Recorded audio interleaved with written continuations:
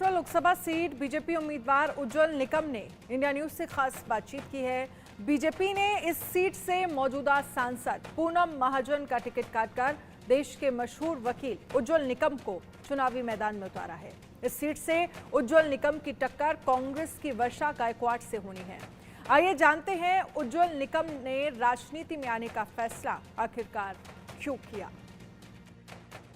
देश के जाने माने सीनियर पब्लिक प्रोसिक्यूटर उज्जवल निकम हमारे साथ हैं। देश के चौथे सबसे बड़े नागरिक सम्मान पद्मश्री से सम्मानित उज्जवल निकम किसी परिचय के मोहताज नहीं। हमने उन्हें अक्सर टीवी पर देखा है। हमने उन्हें देखा है कि कैसे देश में उन्होंने बड़े बड़े हाई प्रोफाइल मुकदमे लड़े और उनकी दलीलों के बदौलत कई देशद्रोही और आतंकवादी फांसी के तख्ते तक भी पहुंचे। लेकिन उज्जवल निकम अब अदालत की दुनिया से निकलकर राजनीति की डगर पर जा रहे हैं। ये फैसला उन्होंने क्यों लिया, उन्हीं से समझते हैं। उज्जवल निकम साहब, आपका हमारे चैनल पर बहुत बहुत स्वागत है। धन्यवाद विकास जी। अदालत में तो मैं काफ़ी बार आपसे रूबरू हुआ हूँ। कई मुकदमों के बाद जब आप बाहर निकले हैं तो मैंने आपसे बात की है। जब मेरे पास ये खबर आई कि आप चुनाव लड़ने जा रहे हैं तो मुझे ईमानदारी से कहूँ तो आश्चर्य हुआ। क्या क्या सोच के आप अब राजनीति की डगर पर हैं? नहीं, ये सिर्फ आप ही नहीं आश्चर्य हुए, बहुत लोगों को आश्चर्य हुआ कि मैं राजनीति में क्यों आया। आज तक तो मैं जो भी काम करता था वो हमेशा मुलजिमों के खिलाफ लड़ता था, चाहे वो दहशतगर्दी हो, ऑर्गेनाइज क्रिमिनल हो या वुमेन एट्रोसिटीज वाले के मुलजिम हो, सभी तरह के एट्रोसिटी। और जब मैं ये केसेस चलाता था तब मेरी प्राथमिकता ये थी कि देश की सुरक्षितता को धोखा पहुंचने वाले को कभी माफ नहीं किया जाएगा। और जैसे मैं एनालिसिस करता था तब पॉलिटिकल पार्टी भाजपा और उसमें स्पेशली हमारे प्रधानमंत्री मोदी जी और उनका पूरा कैबिनेट जिस प्रकार डिसीजन लेता था उससे मैं बहुत प्रभावित हूं। लेकिन ये सोचा नहीं था कि मैं राजनीति में जाऊंगा। जब मैं प्रभावित था क्योंकि आज भी मेरे दिल में देश की सुरक्षितता और आम आदमी का कैसे जीवन चलन अच्छा होगा, ये एक ध्यास मेरे मन में था।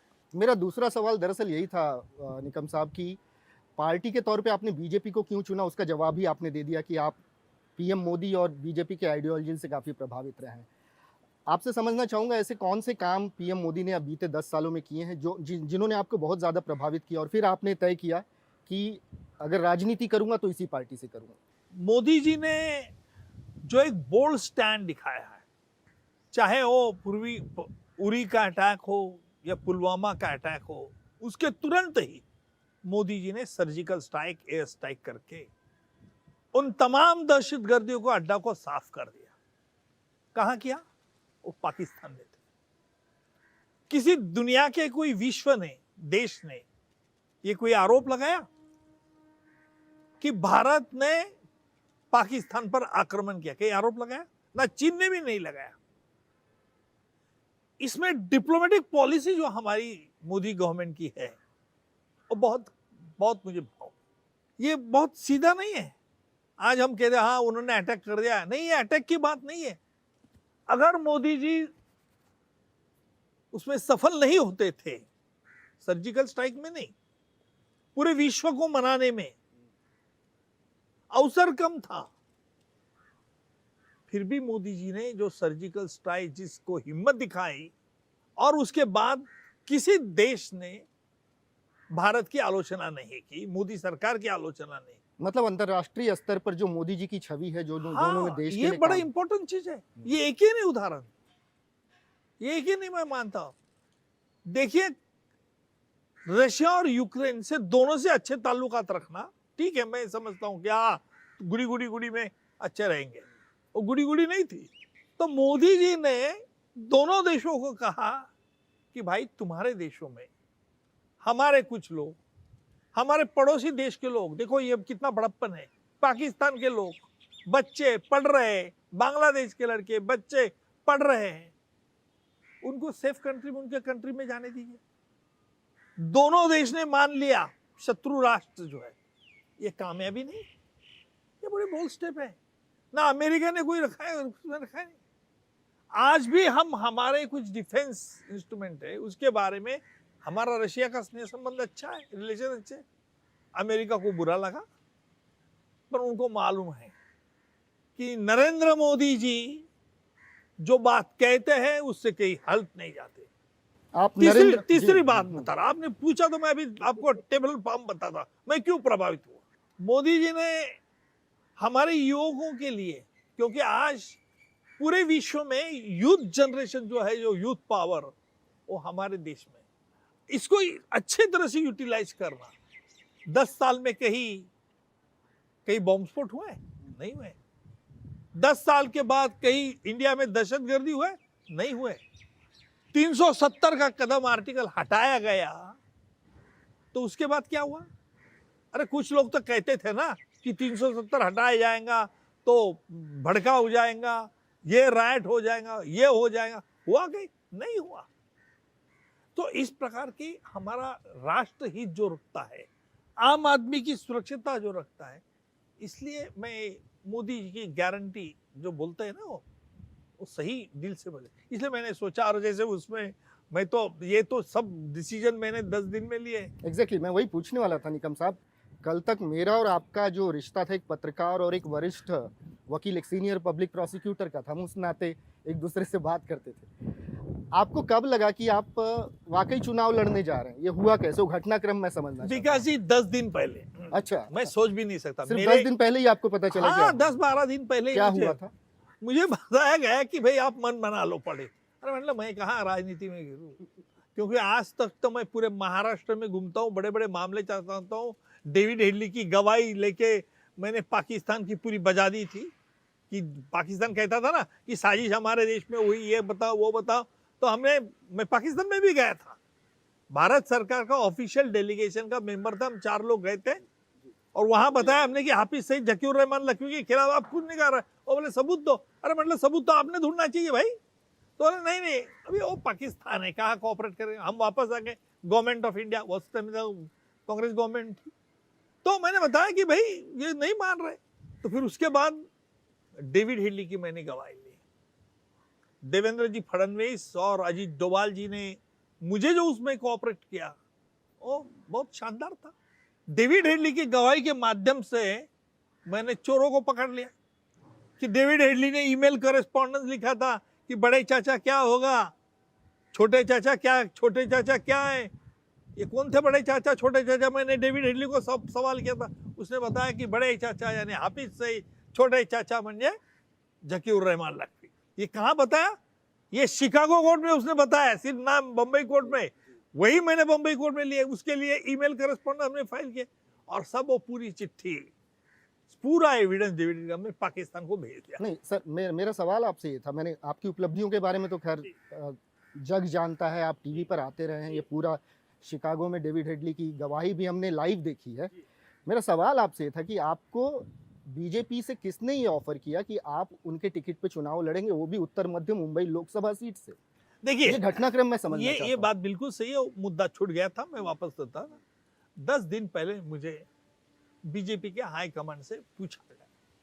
मैंने कहा सोचता हूँ, देखता हूँ। मैं तो टालता था ना कि क्यों राजनीति में जाना चाहिए, क्योंकि आज तक मुझे अच्छी बातें सुनने की आदत थी, लोग मेरी प्रशंसा करते थे, और इसलिए मैं टालता था कि नहीं क्या राजनीति में क्यों जाना।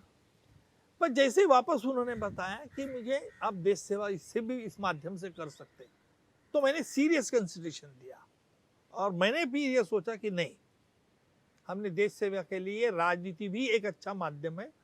वकालत में आपने देखा होगा, आज पूरा महाराष्ट्र जनता, पूरा देश जानता हो कि दहशतगर्दी के खिलाफ मेरे क्या रही है रवैया। और उसी प्रकार मैंने सोचा, और हाईकमांड ने मुझे कहा कि आप आइए, हम चले। वकालत आपने पूरे समर्पण के साथ की है, कई मुकदमे आपने लड़े हैं, जीते हैं, कन्विक्शंस आपके नाम पर कई सारे हैं, एग्जीक्यूशन भी आपने करवाए हैं आतंकियों के। राजनीति में कैसे समर्पण दिखाएंगे? कुछ सोचकर ही तो आप राजनीति में जा रहे हैं, आपके एजेंडा क्या होंगे? देखिए, राजनीति में मैंने यही सोच लिया है कि जो भी कानून है, जो गुनहगार हस्तांतर का कानून है, एक्सट्रैडिशन ट्रीटी जिसको कहते हैं, मैंने उसमें एक खामियां पाई थी कि जब गुलशन कुमार मर्डर केस में एक मुलजिम था जो लंदन में था, तो उसको बो स्ट्रीट मैजिस्ट्रेट ने तो फैसला हमारे तरफ दिया, लेकिन उसने अपील किया हाई कोर्ट में, फिर हमारे खिलाफ चला। क्यों खिलाफ चला? क्योंकि लंदन हाई कोर्ट ने कहा कि भारत बम्बई पुलिस ने जो सबूत इकट्ठे किए वो हमारे कानून के मुताबिक एडमिसिबल नहीं है। और भाई आखिर उस मुलजिम को हमारे देश में चलाना है, तुम्हारे देश के कानून के आधार पे नहीं। पर ये क्यों एक्सट्रेडिशन में, मतलब एक्स्ट्राडिशन की शर्तों को आप आसान करेंगे अगर राजनीति में एक्सट्रेडिशन में ये हासिल करने की कोशिश करूंगा। और कई ऐसे मामले जिसके बारे में मैं आज नहीं चर्चा करूंगा, लेकिन वक्त आने पर आपसे जरूर विकास जी बात करूंगा। थोड़ा सा एक दो सवाल मेरे और है सर। अब तक जी। जो मेरी आपकी बातचीत हुई, अभी भी आप वकील की तरह ही सुनाई पड़ रहे हैं, राजनीतिज्ञ आप में सुनाई नहीं पड़ रहा मुझको। मैं राजनीति से जुड़े हुए 2-4 सवाल आपसे जरूर करना चाहूंगा। आप वकालत की दुनिया में व्यस्त थे, मैं समझता हूं, लेकिन स्वाभाविक रूप से आपकी नज़र जो महाराष्ट्र में पॉलिटिक्स हो रही थी उस पर होगी। हमने देखा कि बीते 2 सालों में 2 पार्टियां बहुत बुरे तरीके से टूट गई। यहाँ पर शिवसेना टूटी, अब जो एकनाथ शिंदे की शिवसेना है उसी को असली शिवसेना माना जा रहा है। एनसीपी टूटी, जो अजीत पवार की एनसीपी है उसी को असली एनसीपी माना जा रहा है। इन 2 पार्टियों की टूटने की सबसे बड़ी वजह आपकी नज़र से आपको क्या लगता है? कहाँ नेतृत्व क्षमता खो गई उनकी? इलेक्शन कमीशन का जो फैसला है उसने कहा है साफ तौर पर, कानून के आधार पर मैं बोलूंगा, कि मेजॉरिटी किसके पास है। देखिए, इलेक्शन कमीशन के पास पॉलिटिकल पार्टी की घटना जो रहती है वो रजिस्टर होती है, और उस घटना के आधार पर इलेक्शन कमीशन तय करता है, पहले ऑर्गेनाइजेशन विंग और फिर लेजिस्लेटिव विंग। जैसे इलेक्शन कमीशन ने यह पाया कि ऑर्गेनाइजेशन विंग में कोई साफ सुथरी नहीं है, फिर उन्होंने देखा कि लेजिस्लेटिव विंग की मेजॉरिटी किसकी है, और जिसकी लेजिस्लेटिव विंग में मेजॉरिटी थी उसको उन्होंने ऑथराइज कर दिया। वो तो इलेक्शन कमीशन की प्रक्रिया है सर। आपकी नज़र से इन पार्टियों के फूटने की वजह क्या लगती है, वो मैं आपसे समझना नहीं, अभी उनको मैं उनका इतना समझाया नहीं, पॉलिटिकल एंगल से मुझे समझ। कदाचित आप उनको हेड ऑन नहीं मारना चाहते हैं इस समय। हेड ऑन नहीं मारना नहीं है, मैं पॉलिटिकल एंगल से देखना नहीं। उत्तर मध्य मुंबई में दूसरी बात तो ये, आज हमारे कोएलिशन पार्टनर है, हमारी तो मिलीजुली महायुति है ना भाई। बिल्कुल वही तस्वीर तो पूरी बदल गई है महाराष्ट्र में। आप कैसे सोच सकते हैं कि मैं हमारी मिली जुली पार्टनर्स को किसे दिखाऊं, रास्ता दिखाऊं? ये नहीं हो सकता। नहीं, मैं आपका इंडिपेंडेंट ओपिनियन चाह रहा था उन 2 पार्टियों पे। महायुति में हम एक रहेंगे, और कल में उनके एमएलए साहब को भी मिल गया है, तो ऐसा नहीं हो सकता है। जी थोड़ा थोड़ा मैं अभी ये कोशिश कर रहा हूं कि राजनीति से डिप्लोमेटिकली क्या सच बातें, मैं ये नहीं कहूंगा कि झूठ बताऊंगा, मैं ये जरूर कहूंगा वकील के नाते कि कुछ क्या कहना चाहिए क्या कहना नहीं चाहिए। आपके कैंडिडेचर का ऐलान हुआ, उसके साथ ही आप ट्रोल भी होने लगे। कल से मैं देख रहा हूं कि अनाप शनाप टिप्पणियां आपके खिलाफ की जा रही हैं। ये माहौल नया आपके लिए? डर लगता है कि लोग आप पे कीचड़ उछालेंगे? मुझे समझाया भी गया कि ये ट्रोलिंग होता ही है, क्योंकि लोगों को सहन नहीं होता है। वो जो ट्रोल करते हैं वो तो फिक्टिशियस ट्रोलर है, ये तो हमने पता भी लगा दिया कौन है ये ट्रोलर। क्या सचमुच में भाई जिनको समझता नहीं है, जिनको फैक्ट्स फिगर्स मालूम नहीं है, जिनको कानून की भाषा नहीं मालूम है, लेकिन वो बहुत अभद्र टिप्पणियां कर रहे हैं, एकदम they are hitting below the belt. देखो, भगवान रामचंद्र को भी किया था, रामचंद्र जी को वनवास में जाना पड़ा, सीता मैया को भी किया था, तो कौन छोड़ा है? मैं तो आम आदमी, एक गांव वाला लड़का हूं भाई। मैं यहाँ बंबई में आए, मोदी साहब भी ऐसे गांव से आते थे, उन पे भी किया था ट्रोल, लोग करते, फिर मोदी साहब डरे। आपकी भी छवि, आप किसी से डरते नहीं है। मेरा आदर्श वही है, फिर ये नहीं डरना है। उनकी बॉडी लैंग्वेज देखो मोदी साहब की, किस तरह से चलते, हंसते नहीं, बात कम करते हैं, और स्ट्रिक्टनेस है। मैं बात करूंगा, वो बात छोड़ दीजिए आप, पर जो उनकी बॉडी लैंग्वेज है, चलने की ताकत देखो, वेरी आर्टिकुलेट। आप हनुमान जी के भी अनन्य भक्त हैं। नहीं, और भक्त हनुमान नहीं जी भाई, तो इस समय राजनीति में चर्चा का केंद्र है। हनुमान जयंती को जन्म मेरा हुआ था। अच्छा, ओके। तो इसलिए मैं किसी से डरता नहीं। ये ट्रोलर फिलर बात छोड़ दीजिए, ये तो अभी राजनीति मैंने जैसे ऐलान हो गई। अच्छा, मैं किसी के बारे में बुरा नहीं कहूंगा, मैं ये ट्रोलर्स को भी मैं बुरा नहीं कहूँगा। चलो उनको करने दो, उनको करने दे, वो करते हैं, इसलिए आप मेरे पास आते हैं, मेरे इंटरव्यू लेते हैं, अच्छी बात है, उसमें बुराई क्या है? देखो, मैं सकारात्मक लेता हूँ, मैं निगेटिविटी किसी के खिलाफ क्रिएट नहीं करता। 10 सालों में मोदी साहब करते निगेटिविटी नहीं करते। 2 या 3 सवाल और। जी। 10 सालों में मोदी सरकार ने जो भी लक्ष्य तय किए उनको कमोबेश पूरा किया है। मसलन अगर एब्रोगेशन ऑफ आर्टिकल 370 हो, राम मंदिर भी लक्ष्य था, वो भी बन के तैयार हुआ है। तो तमाम ये चीज़ों हैं, लेकिन अभी भी बहुत कुछ करना बचा है। आप चूँकि वकील हैं, यूसीसी लागू करना है, आपको लगता है आने वाले 5 साल में पॉसिबल है इस रिजीम के लिए? क्यों नहीं पॉसिबल? क्योंकि उसमें अड़चने तो आ रही थी और वो विकास लगातार जी, खिसकता जा 4 रहा है। जून होने दीजिए, फिर पूरा एजेंडा पार्टी का मालूम हो जाएगा आपको। क्या पार्टी का मैनिफेस्टो है? हमारा पार्टी का मैनिफेस्टो ऑलरेडी पब्लिश हुआ है, और मैनिफेस्टो के आधार पर क्या करना चाहेंगे खुद प्रधानमंत्री हमारे बताएंगे। आपको अगर कोई बड़ी जिम्मेदारी पार्टी देती नहीं है, नहीं, देखो ये अभी से उम्मीद करना बिल्कुल ठीक नहीं हाँ है। बिल्कुल हाइपोथेटिकल बिल्कुल क्वेश्चन है, नहीं, लेकिन नहीं, ऐसे आपको तो हाइपोथेटिकल सवाल को जवाब मैं नहीं देता, ये बिल्कुल गलत है। मैं एक विशिष्ट उद्देश्य से आया हूँ। कई सालों तक 40-50 साल तक मैंने मुलजिमों के खिलाफ लड़ा हूँ। अभी देश की सुरक्षितता, आम आदमी की सेवा, यही मेरा लक्ष्य है, और भगवान मुझे लड़ने के लिए ताकत दे, इतना ही मैं प्रार्थना करूँ। इत्तेफाक से आप ऐसी कंस्टिट्यूएंसी से लड़ रहे हैं जहां से कभी प्रिया दत्त खड़ी होती थी कांग्रेस की टिकट पे, उनके भाई संजय दत्त आपके सामने किसी समय में कटघरे में खड़े होते थे, और मुझे याद है वो वाकया, एग्जैक्ट ईयर तो याद नहीं, लेकिन आपने एक रिप्रिमांड दिया था संजय दत्त को।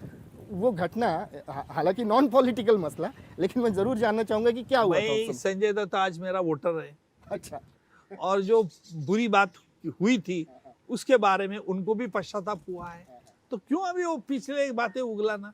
मेरे वो वोटर्स है, गलती आदमी से होती, उसने गलती की, उसने मान ली, सजा होगी उनको, खत्म, मामला खत्म है।